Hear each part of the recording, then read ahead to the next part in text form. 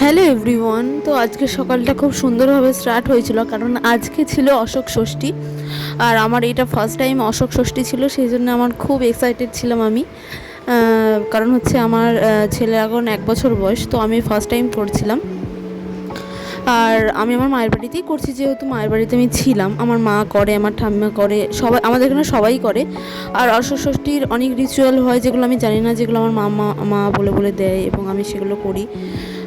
তো সবটাই তোমাদের সাথে শেয়ার করব। তো চলো ব্লগটা স্টার্ট করা যাক। তো আমি আর মা অনেক সকালে উঠেছিলাম এবং সকালে উঠে প্রথমে ময়দাটা মেখে লুচি বানানোর জন্য স্টার্ট করেছিলাম, কারণ আজকে সারা দিন যারা উপোস করে তারা একদমই অন্ন খেতে পারে না, মানে লুচি দিয়েই সারা দিনটা সারতে হবে। আর আমার লুচি খেতে একদম ভালো লাগে না, জানি একটু কষ্ট হবে, তাও নিয়ম করতে হবে। তো আমার ছেলে এখানে আমার সাথেই উঠেছিল, ও মানে একদম সে 7টার সময় উঠেছে আর ঘুমোয়নি, সে খেলা টেলা করছিল। তারপরে ওকে আমার ঠামা রেখেছিল আর আমরা এদিকে কাজবাজগুলো সারছিলাম। তো এদিকে আমার ছেলের খাবার হচ্ছিল সুজি। আর দেখো এদিকে লুচিও ভাজা স্টার্ট হয়ে গেছে, এক এক করে লুচিও ভেজে নিল মা। তারপরে আমি যে গেলাম স্নান করতে, স্নান টান এক এক করে না সারলে তো দেরি হয়ে যাবে, এই জন্য। তো সকালবেলায় স্নান টান করে ফ্রেশ হয়ে তারপরে পুজোর জোগাড়যন্ত্রীতে যাব।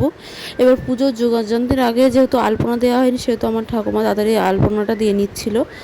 আলপনা দিয়ে তারপরে পুজোর যেগুলো হয়, ষষ্ঠীর যে নিয়মগুলো সেগুলো করছিল, মানে ফল কাটা, তারপরে সিঁদুর গোলানো, হলুদ গোলানো।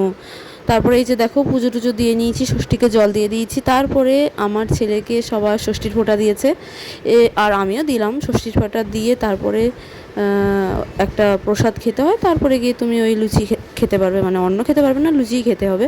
তো এটা ছিল অশোক ফুল, এটা মাস্ট, এটা খেতেই হয় কলা দিয়ে।